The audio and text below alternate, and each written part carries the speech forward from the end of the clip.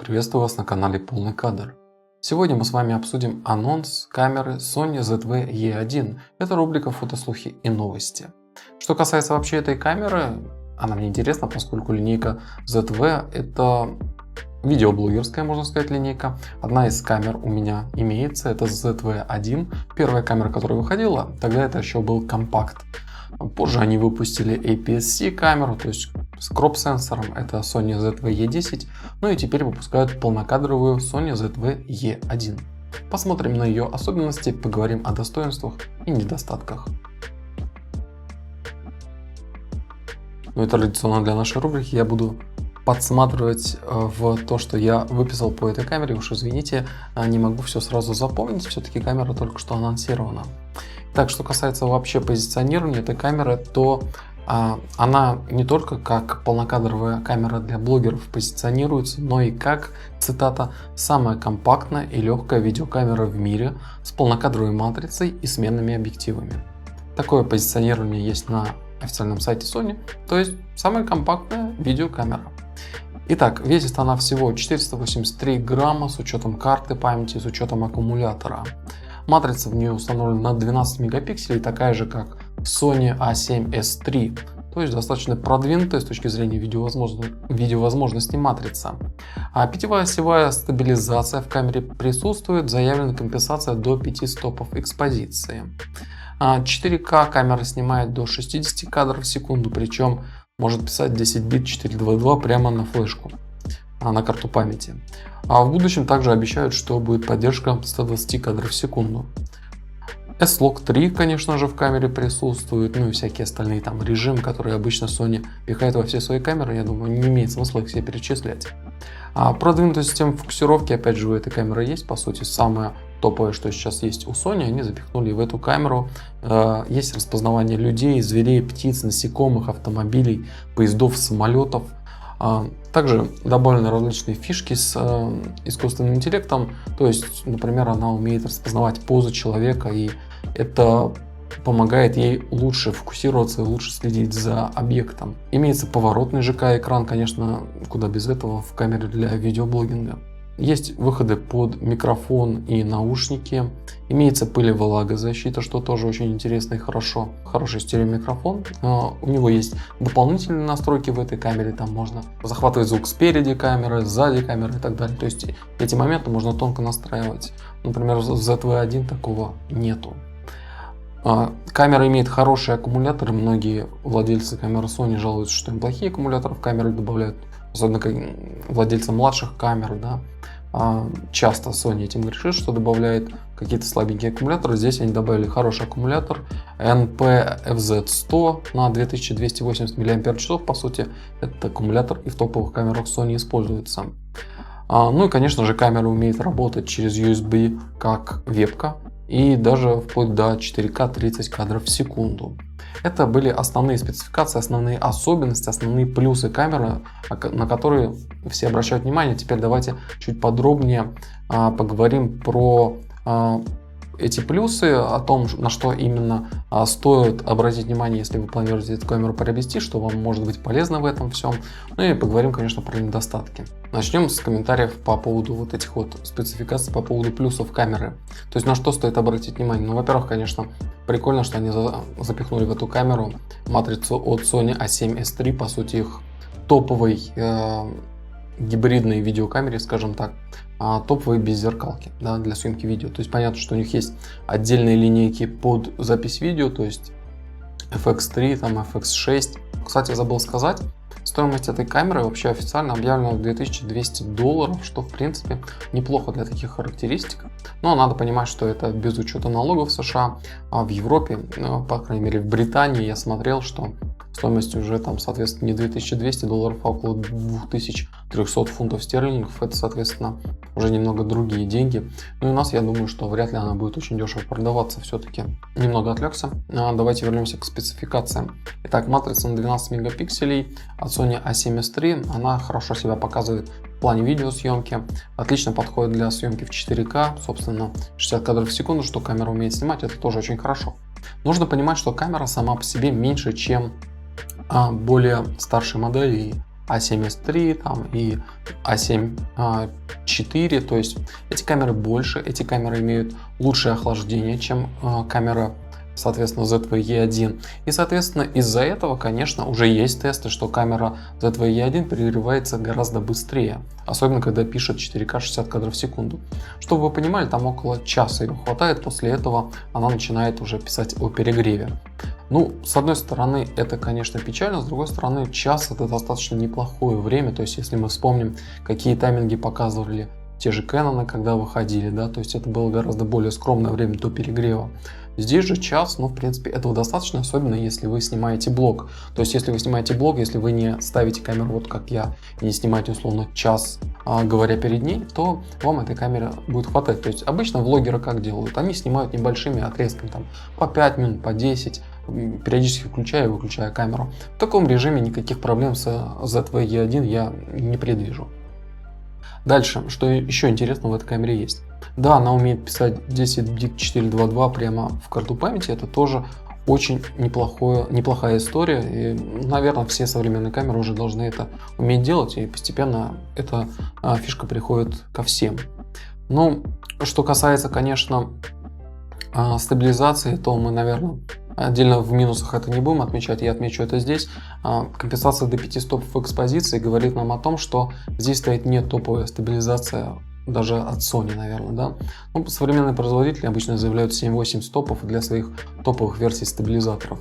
5 стопов это уже поменьше, конечно. Но эти тесты, которые я видел этой камеры, они показывают, что стабилизация, ну, мягко говоря, не идеальная, если вы используете исключительно стабилизацию оптическую. Если вы добавляете, соответственно, матричную стабилизацию используете, то она не идеальная. То есть там несколько видов стабилизации в самой камере. Есть обычная матричная стабилизация, к ней, если добавить электронную стабилизацию, получается активная стабилизация, и, по-моему, динамическая, третий тип, она больше кадрирует кадр, но и больше стабилизирует картинку. На максимальной динамической стабилизации изображение выглядит очень хорошо, но нужно понимать, что там происходит кроп кадра. И, ну, соответственно, это будет не очень удобно с точки зрения использования объективов. Ладно, что касается других плюсов. Поворотный ЖК-экран, классическая история для ZV линейки, тут уже удивляться ничему не приходится. Что касается входов, то там есть, опять же, у нас микро HDMI. Многим это не понравится, но мне кажется, это обычная история для некрупных камер. Обычно ничего более крупного, там даже мини HDMI не добавляют для таких камер. Ну, соответственно, что касается работающей как веб-камера, то опять же в 4К работает, и вполне себе это неплохие показатели. 4К 30 кадров в секунду, Full HD 60 кадров в секунду. Это все хорошо, и, конечно, мне очень понравилось, что там добавили вот этот качественный аккумулятор соневский новый с хорошей емкостью, и не придется пользователям особо страдать. Им бы пришлось очень много страдать с 4К 60 кадров в секунду, если бы туда добавили старый аккумулятор. Ну, это что касается плюсов, но плюсы они по сути на поверхности. Про них вам рассказывают на всех этих презентациях, во всех этих обзорах вам рассказывают про плюсы. Давайте я еще саккумулировал некоторые минусы, про них мы тоже поговорим. Я думаю, это будет полезно тем, кто планирует купить эту камеру, чтобы они понимали все достоинства и недостатки, чтобы они, ну, не только приходили из-за того, что вы видели плюсы этой камеры, да, а минусов нужно тоже знать. Итак, что касается недостатков, в камере только электронный затвор. Вы должны понимать, что это может негативно влиять на фотосъемку, съемку динамики, съемку там в помещении. Понятно, что если мы говорим про динамику, то роллинг шаттер затвора, то есть вот это вот желеобразное изображение, оно здесь не так ярко выражено, потому что это достаточно хорошая матрица, хорошо считывается она, и в принципе проблем с желе особо быть не должно. Но все равно это электронный затвор, минусы они остаются, пусть они не такие выраженные за счет качества матрицы. Опять же, что касается матрицы с точки зрения фото, всего 12 мегапикселей. С одной стороны, этого достаточно для большинства задач, с другой стороны, многие пользователи все-таки сегодня хотят получить больше разрешения. Но скажем прямо, что если эту камеру будет использовать блогер, то есть это человек, который там снимает видео для какого-то видеохостинга, снимает фоточки для своего там любимого не знаю, Телеграма там и так далее, то, конечно же, 12 мегапикселей будет с глаза для этого. То есть сфотографировать и выложить в соцсеть никаких проблем в 12 мегапикселях нет. Я не особо слежу за айфонами, но подозреваю, что 12 мегапикселей это классика айфонов, да. Если не прав, поправьте.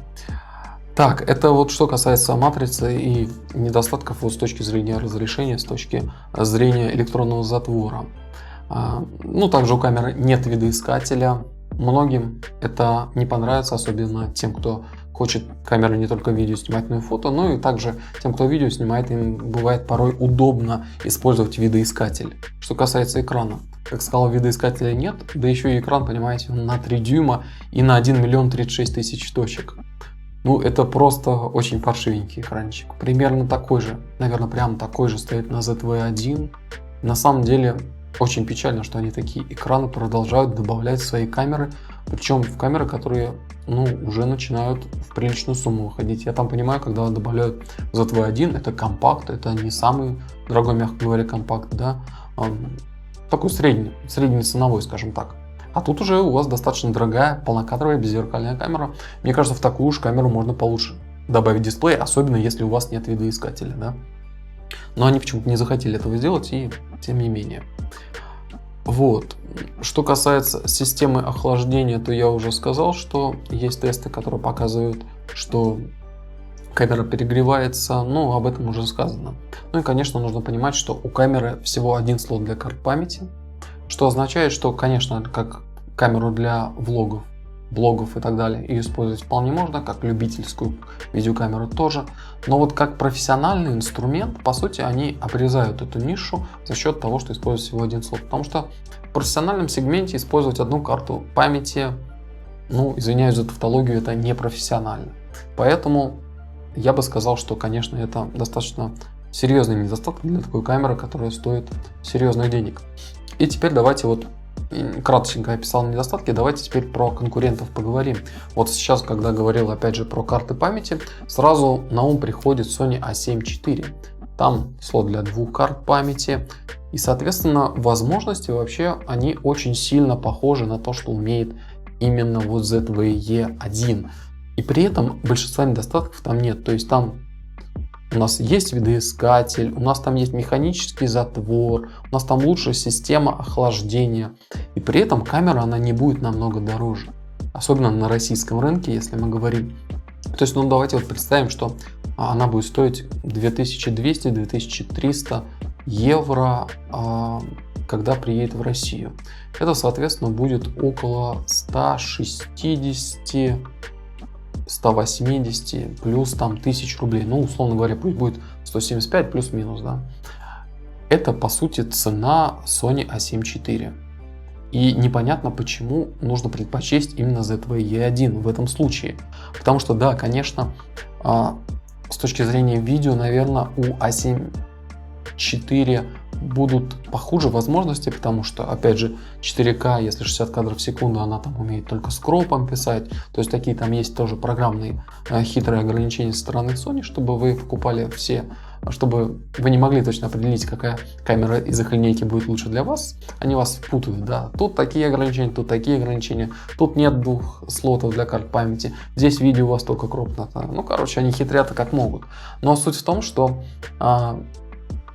вот если вам прям нет такой необходимости в 4К 60 кадров в секунду, то мне кажется, что Sony A7 IV будет просто более универсальным инструментом, тем более если вы хотите еще и фото снимать, то есть для фото A7 IV точно лучше. Дальше, что касается других брендов, есть Canon R6 Mark II, который, ну, вообще по всем направлениям лучше, чем Sony ZV-E1. Там сложно даже придумать.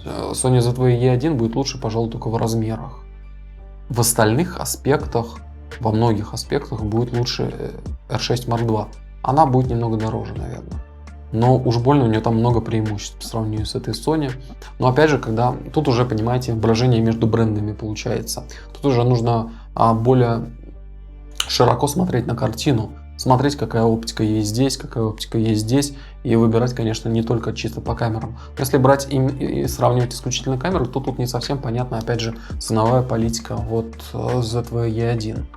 R6 Mark II, опять же, как и Sony A7 IV, смотрится интереснее. Если же сравниваем эту камеру именно с видеофлагманами, то есть A7S III, он, наверное, будет, ну, не в 2 раза дороже, но я думаю, что процентов на 60 он может быть дороже. И, соответственно, конечно, если вам нужны именно видеофункции, которые есть в ZV-E1, который повторяет Sony A7S III, если вам почему-то там нужна именно 12-мегапиксельная матрица, то есть если вам нравятся ее показатели, естественно, у нее есть свои плюсы для видеосъемки, то есть это низкие шумы, ну, я не буду перечислять эти плюсы A7S III, они всем давно известны. Поэтому, конечно, если вам нужен именно инструмент для видео исключительно, и вы хотите максимально компактную камеру, то ZV-E1 уже можно рассматривать.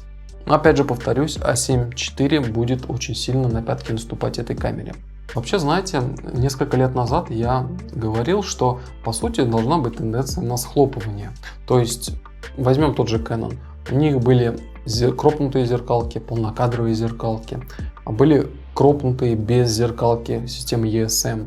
Потом у них появилась ESR, то есть было очень большое разнообразие камер, и я предполагал, что они начнут схлопываться. По сути, так и происходит, но вместе с тем они, имея меньшее количество систем, они увеличивают количество камер в этих системах, то есть увеличивают количество линеек, и тут не совсем понятно. Потому что то же самое делает Sony. То есть, с одной стороны, вот у них был там раньше старый этот байонет, да, как он там называется, Minolta, Sony, да, был этот старый байонет, все эти зеркальные, полузеркальные камеры, ну вы помните, да, с полупрозрачным зеркалом. Вот эти камеры были потом Sony, у Sony начала выходить линейка A7, и они были как-то параллельно существовали, тоже было много камер. Ну и казалось, все, вот вы переходите на Sony E байонет, и все, у вас будет более компактная такая система. Но они начинают расширять вот эти ряды, знаете.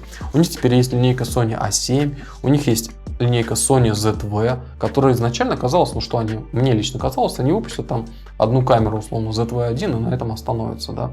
Но нет, они продолжают, они выпустили кропнутую камеру. Это значит, что у линейки был успех определенный. У них есть линейка A7, у них есть линейка ZV, и у них есть еще линейка FX, то есть камер, которые, знаете, вот с первого взгляда и не поймешь, там, если мы возьмем ту же FX3, с первого взгляда и непонятно, кроме визуала, чем она отличается от A7S III. Понятно, я знаю, какие там у нее есть отличия, но вот рядовому пользователю, который на это взглянет, он просто начнет путаться. И в итоге у нас получается три линейки с одним и тем же байонетом.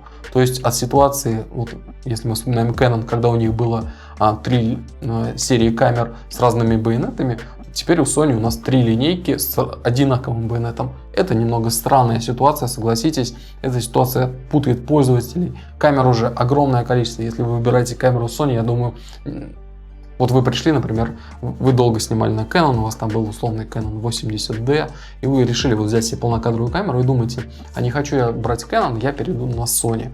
И вы приходите на Sony, и вы просто сойдете с ума с количеством камер, которые сейчас есть. Да, ну сами понимаете, то есть если мы еще добавим к этому вторичный рынок, огромное количество камер, сложно разобраться начинающему пользователю. Это, конечно, меня смущает, что они настолько растягивают линейки. То есть в моем понимании, как должны действовать идеальные компании, которые выпускают фотоаппараты. Как они должны действовать? Они должны по нормальной цене выпустить одну камеру с максимальными возможностями, условно. Они же могут так сделать. То есть по цене условной ZV-E1 выпустить Sony A1, да? И все, и всем хорошо. И профессионалы могут покупать, и любители более-менее скопить как-то и купить тоже могут. Но они так не делают, потому что маркетинг. Потому что маркетинг говорит, что у вас вот есть определенный пул человек с разными бюджетами. И вот давайте мы для тех, кто может камеру за дорого купить, предложим вариант за 500 тысяч рублей. Тем, кто не может, предложим вариант за 60 тысяч рублей. А потом запихнем там через каждые 10 тысяч рублей, будем пихать по новой камере. И пусть они сойдут с ума просто. То есть это странная политика, я извиняюсь за отвлечение от темы, может быть вы согласитесь с этим, но в моем понимании идеальная компания, которая выпускает камеру, она должна выпускать там, ну окей, хорошо, не одну, 3 камеры для начального уровня, для среднего уровня и для профессионалов. И они могли бы так сделать, но маркетинг диктует другие условия. С вами был канал Полный Кадр, поговорили с вами про Sony Z2 E1, немного отвлеклись. Надеюсь, вам понравился выпуск. Обязательно подписывайтесь на канал. Не забывайте про наш Telegram, тоже туда подписывайтесь, оставляйте ваши комментарии там. Периодически я там что-то пишу отвлеченное от нашего канала, но все равно связанное с фототехникой. Спасибо за внимание. Делайте правильный выбор.